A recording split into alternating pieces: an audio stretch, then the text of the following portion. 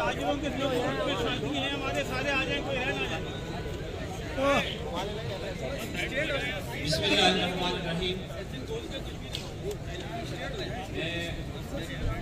हाफिज नईमुर रहमान साहब, अब्दुल रज़ाक भाई,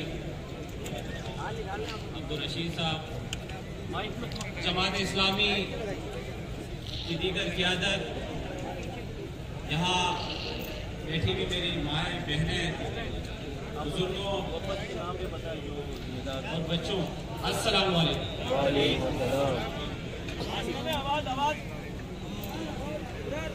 कराची शहर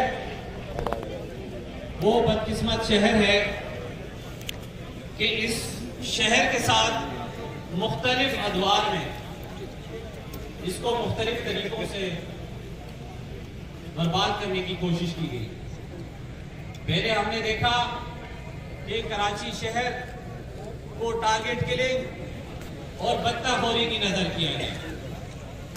जब उससे दिल नहीं भरा तो इस कराची शहर ने घर मस्मार करना शुरू कर दी, दुकानें मस्मार करना शुरू कर दी। अब उससे भी दिल नहीं भरा तो एक ऐसे कानून के तहत इस कराची शहर के निजाम को मफलूज करने की कोशिश की जा रही है कि हमेशा हमेशा के लिए तरक्की को रोका जा सके, जिसकी मैं शदीद अल्फाज में मजम्मत करता हूं। और मैं इस धरने में जमात इस्लामी के तमाम मुतालबात की हिमायत का ऐलान करता हूं।